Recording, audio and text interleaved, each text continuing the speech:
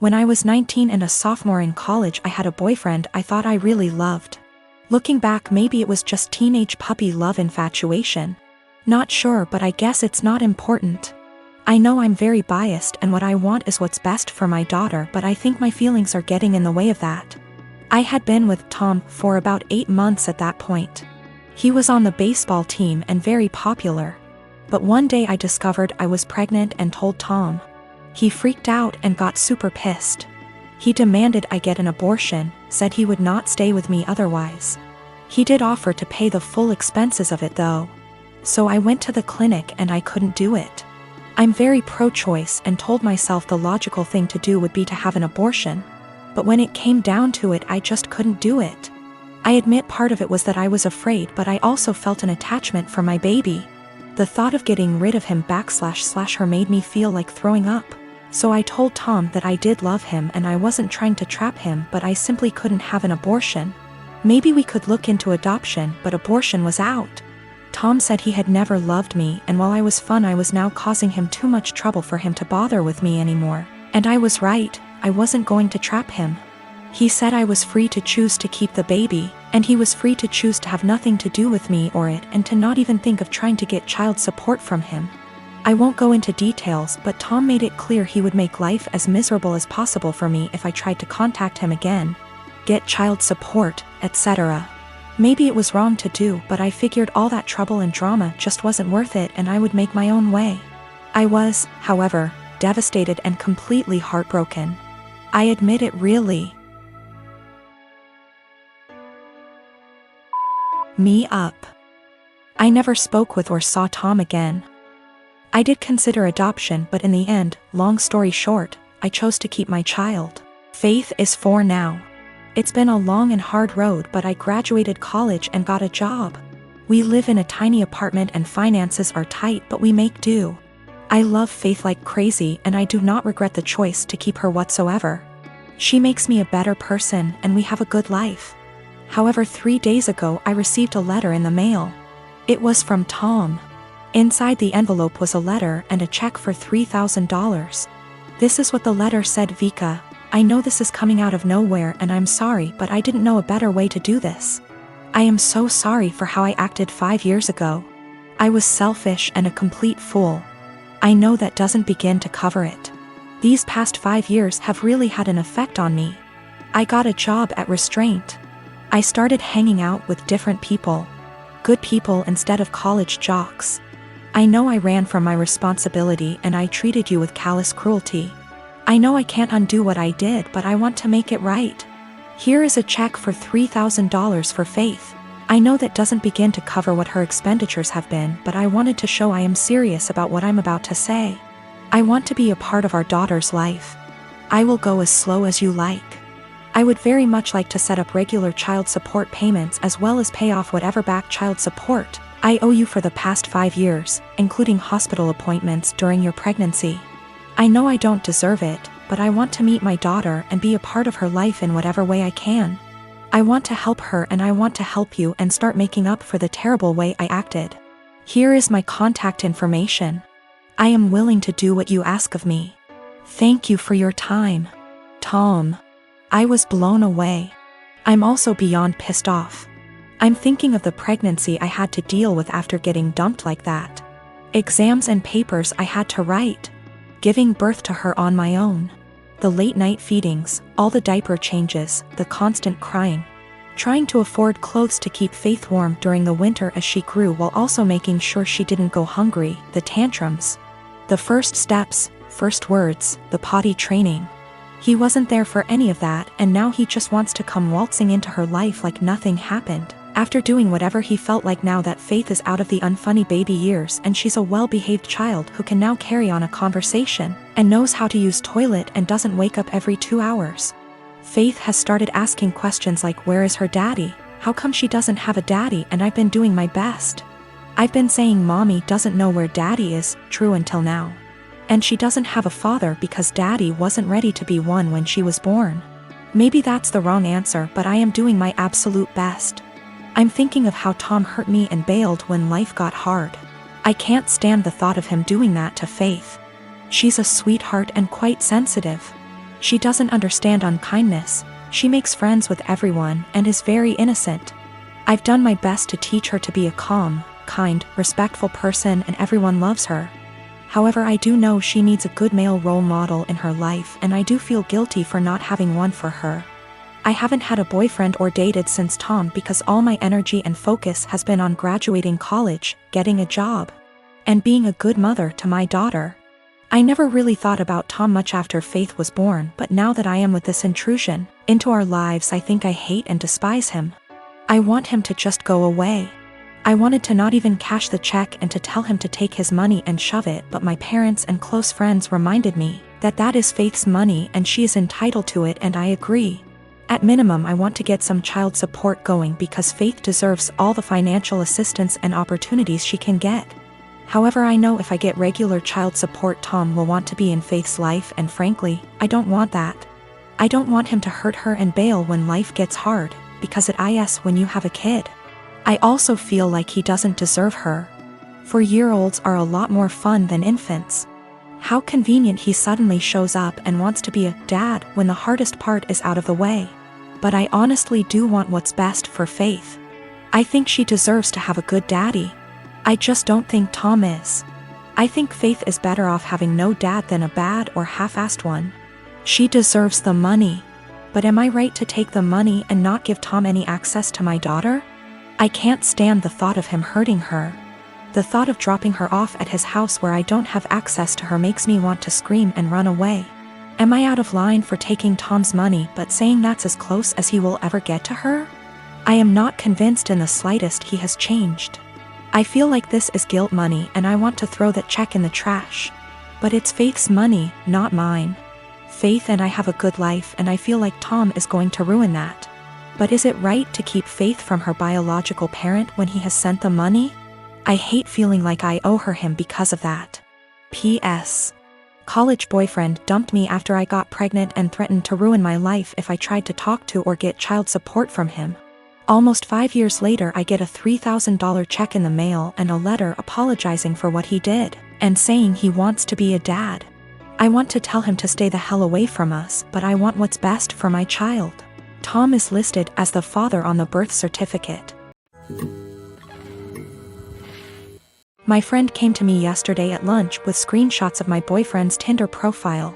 The pictures were all old photos, so I confronted him immediately, expecting to hear something like, "Yeah." I forgot to delete that. Which is cool. He denied being on Tinder at all, and my friend suggested that she make an account, set it to his specifications, and see if he turns up. And there's his profile. So, this means that my boyfriend has been active on Tinder within the past 2 weeks. I confronted him with this, and he changed his story. Now he's saying that his friend has been using his account. He shows me his phone and says, "Look, I have nothing to hide." And of course the app is deleted. So I take his phone, download Tinder, log in with his Facebook, and see that he has been active, albeit infrequently. There was one girl that he tried to meet up with back in May when I was out of town. The girl gave him her phone number, and even though he deleted whatever messages they exchanged, I still saw that he had her saved in his contacts. So that's about everything that I know. He either cheated on me or planned on cheating on me while I went out of town, and I'm sure this isn't the only time it's happened. This relationship is pretty much over.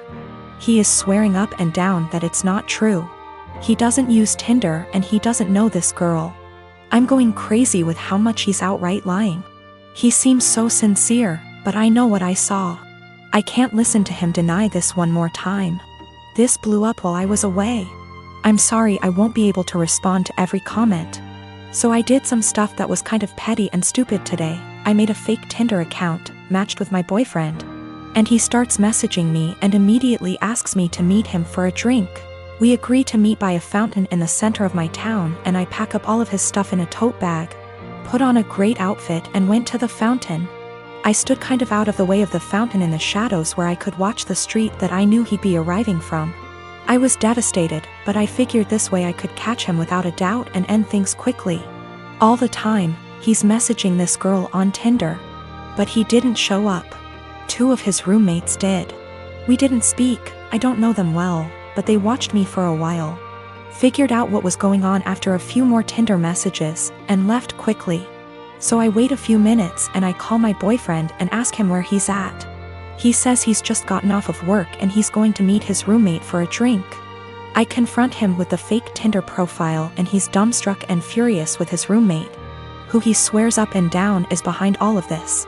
I'm at home now, just emotionally exhausted and confused.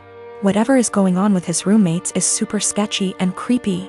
Up until this point my boyfriend and I had a great relationship.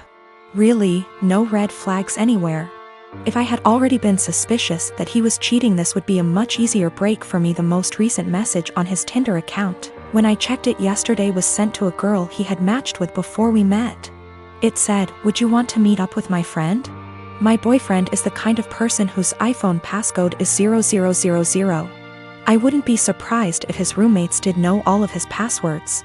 So, his Tinder account is still matched with my fake profile. To me, that indicates that he probably isn't the person operating the Tinder profile. If it were him, wouldn't he have blocked the fake profile immediately?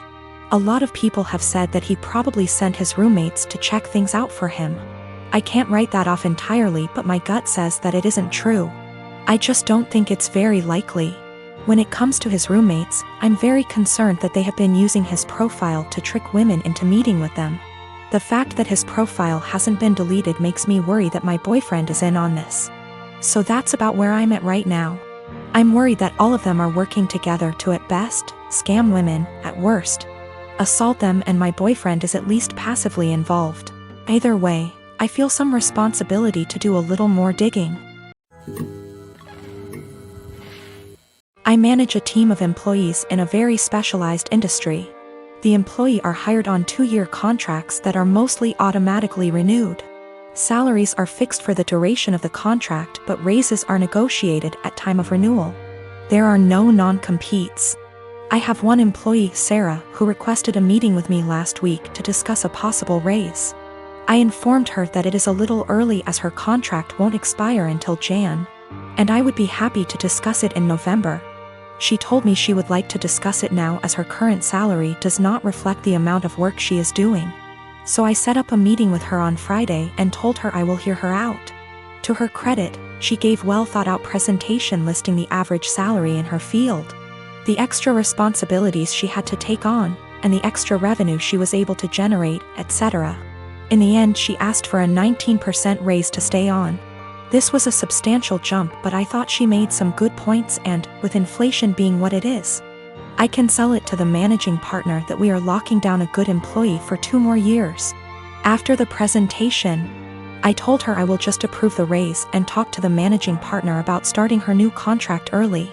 Since the only things we are changing are the salary numbers, we can have the new contract ready for her to sign by Tuesday.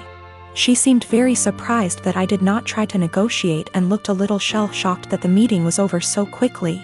So anyways, I spent the entire weekend selling the raise to the partners and harassing legal to get the documents ready. However, when I gave her the documents to sign this morning, she asked for another meeting to discuss salary. She informed me that after doing more research over the weekend, her pay is still not reflective of all the work she is doing. At this point, I got pretty annoyed and told her that we can discuss in 2 years. I thought that was the end of it, but after lunch she came to my office with 3 offers letters she received from our competitors.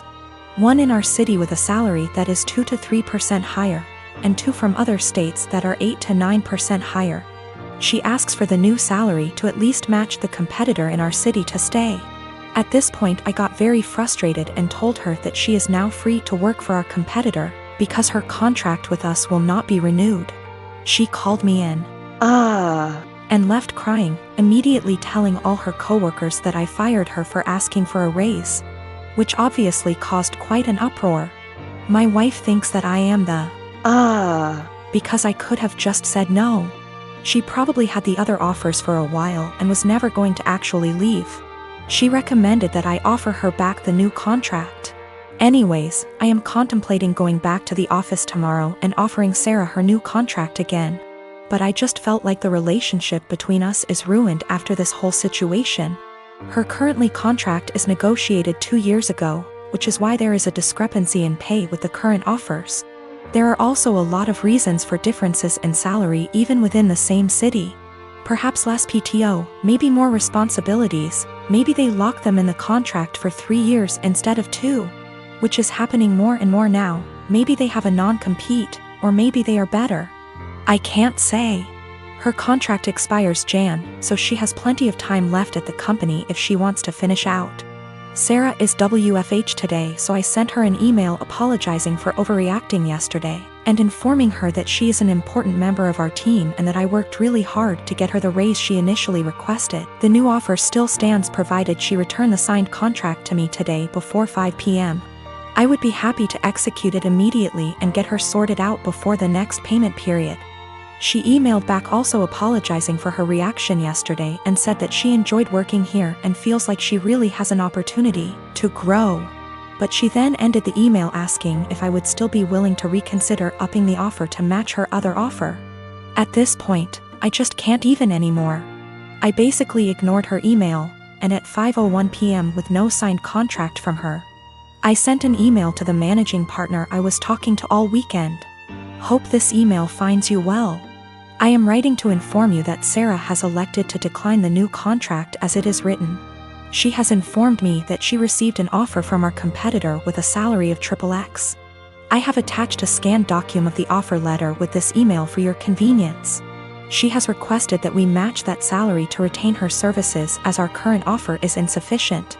As of right now, her contract expires January 22nd. Please advise on the next steps. My son's dad is going through some financial issues at the moment and struggling to make ends meet, and I try to be understanding. I try my best to give my son nice things. Now his nice clothes are reserved for going out. If he wants to play, that's fine, but he can go and play clothes. I do not want him playing in those clothes, and I sent him over there with a bag of causal clothes. We go to mass every Sunday and I have him dressed nicely. Now during mass I gave him to my ex because at that point it is now his week to stay with Alex. However, every single time, Alex will come back to me and his clothes will be wrecked, whether it's played in dirt, ripped.